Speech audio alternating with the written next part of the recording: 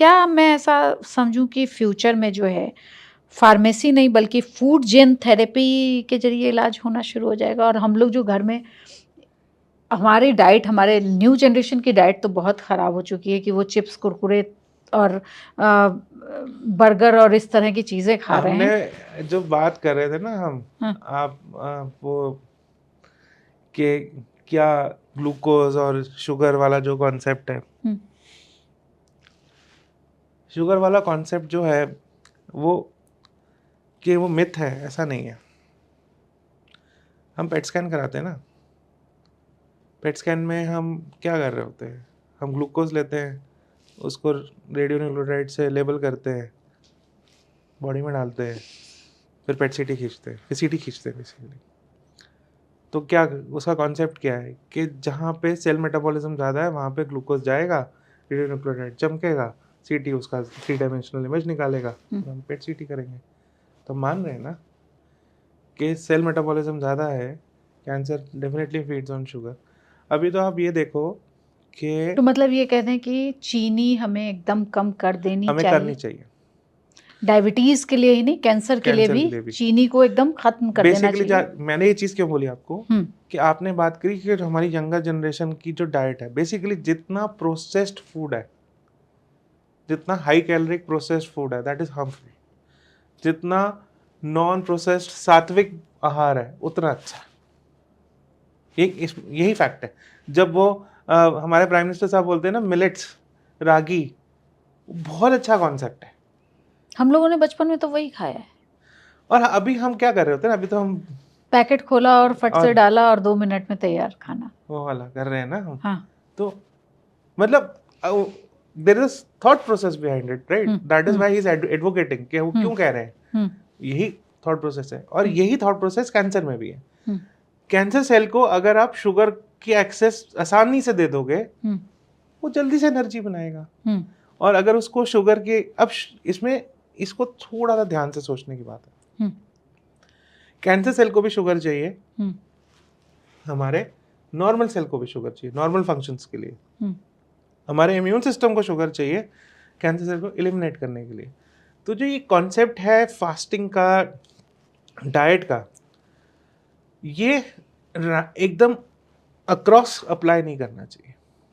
मैंने ये चीज़ यूरोप में देखी है कि ये वो कैसे करते हैं, वो मेटाबॉलिज्म को स्टडी करते हैं। और अब we are in that times कि हम मेटाबॉलिज्म को स्टडी कर लेंगे। मेटाबॉलिज्म का स्टडी का मतलब है कि हम ये देख लेंगे कि ये कैंसर ग्लूकोज पे चल रहा है कि ये कैंसर ग्लूटामीन या फैट पे चल रहा है।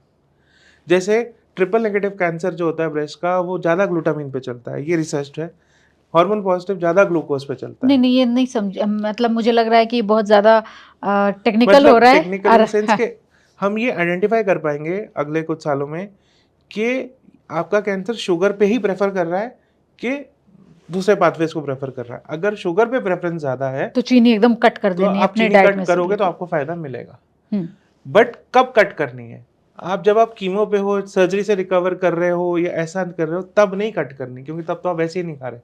जब आप ठीक हो गए हो, जब आप रिकरेंस को रोक रहे हो, डेफिनेटली उस टाइम पे आप इस चीज़ को यूज़ करो। तो हम ये कह सकते हैं कि जो हम लोग चाय में चीनी या खान पान में या मीठे के रूप में हम लोग चीनी ले रहे हैं, अगर वो हम अभी से कम करके रखें तो हम बहुत सारी बीमारियों तो से आप तो बच वैसे ही सकते हैं। बचा लोगे ना, तो कैंसर होगा क्यों? तो डायबिटीज भी नहीं होगा, तो बहुत सारी चीज़ें कम हो जाएंगी ना। There is no second thought about healthy lifestyle. Hmm. Healthy lifestyle, poor lifestyle, pollution and substance abuse and the modern stress, hmm. ये 4 फैक्टर हैं क्रॉनिक डिजीजेस के, जिसमें किसी को लिवर डिजीज हो जाती है, किसी को हार्ट डिजीज हो जाती है, किसी को डायबिटीज हो जाता है, किसी को cancer. Cancer is pinnacle of all this things. जब बेसिकली जब इंसुलिन, जब सेल ने इंसुलिन बना के एग्जॉस्ट हो गया तो डायबिटीज होगी। जब वो सेल खराब ही हो गया और उसको लगा भैया ये लोग तो मानेंगे नहीं, ये तो मैं इसी को खाऊंगा, तो फिर जब वो खराब हो गया तो कैंसर बन गया। कहीं और से इन्फेक्शन थोड़ी ना है, कोई वायरस थोड़ी ना आया मेरे शरीर के अंदर। लेकिन ये तो जेनेटिक्स भी होता है ना। अब जेनेटिक्स का क्या फंडा है? जेनेटिक्स में ये फंडा होता है कि अब जैसे 10, जेनेटिक्स के बारे में मैं अपने जो दर्शक नहीं समझ पा रहे हैं उनको मैं बता दूं परिवार पीढ़ी दर पीढ़ी चल रही बीमारियों को जेनेटिक्स की बीमारी का दर्जा दिया जाता है। और ये कैंसर भी कहा जाता है कि अगर आपकी फैमिली में फर्स्ट किसी फैमिली मेंबर को है तो आपके होने का चांस किस ज़्यादा है। ज़्यादा हो जाता है। वही चीज़ डायबिटीज़ के लिए भी कही जाती है, बहुत सारी बीमारियों के लिए ये बातें कही जाती हैं। तो वो अगर हम चीनी अगर हमारे मेरी फैमिली में मैं बात करूं, मदर की साइड कैंसर बहुत ज़्यादा है, फादर की साइड डायबिटीज़ है, सभी को है। दादी से शुरू होता है, पापा की तक जाता है, बड़े पापा को है, मतलब पूरी फैमिली में है। वहीं मेरे मामा को कैंसर हो गया या मेरे दोनों मामा को कैंसर हो गया और इस तरह से वो बढ़ता चला जा रहा है। मासी को भी हो गया। अब मैंने चीनी भी कम कर दी, मैं प्रोसेस्ड फूड भी नहीं खाती। मैं समझने के लिए बोल रही हूँ अपने दर्शकों को। तो क्या मैं ठीक है मैं वॉक नहीं करती, लेकिन क्या मैं चीनी, मैदा या प्रोसेस्ड फूड नहीं खाती, तो क्या ये होने के चांसेस थोड़े बढ़ते जाएंगे या कम होते जाएंगे? और अगर क्या आप एज का लेटर एज में होता चला जाएगा ये? नहीं, they are cancer is a multifactorial मतलब कि age is a factor, family history is a factor, hmm substance abuse is a factor. तो अगर आप एक फैक्टर को कम कर रहे हो तो गारंटी नहीं है कि आपको कैंसर नहीं होगा, बट डेफिनेटली चांसेस कम हो जाएंगे। इसमें कोई सेकंड थॉट नहीं है, ये डेफिनेटली फैक्ट है। जो जेनेटिक का कॉन्सेप्ट है, जेनेटिक का भी कॉन्सेप्ट ये है कि जो बेसिकली हमने ये देखा है कि जो फैमिली टू फैमिली चलता है। अब जो फैमिली टू फैमिली जो हम ब्राका वाली बात करते हैं, हेरिडिटरी ब्रेस्ट ओवेरियन, जो ब्रेस्ट कैंसर जो फैमिलियल होता है, उसमें हम बोलते हैं कि देर इज अ 70% चांस कि आपको होगा। हम ये नहीं बोलते कि 100% होगा। उसमें उसका फंडा क्या है? उसका फंडा ये है कि जो हमारा ट्यूमर सप्रेसर मैकेनिज्म है, उसमें 2 जीन हैं, एक जीन खराब होगी। तो हमारा जो ट्यूमर सप्रेसर है, जिससे मैं अपने आप को, जैसे मैंने बहुत सारी शुगर खा ली या मैंने बहुत सिगरेट पी या मैंने अल्कोहल पिया, जैसे ब्रेस्ट कैंसर में होता है कि मैंने स्ट्रेस लिया, ये सब।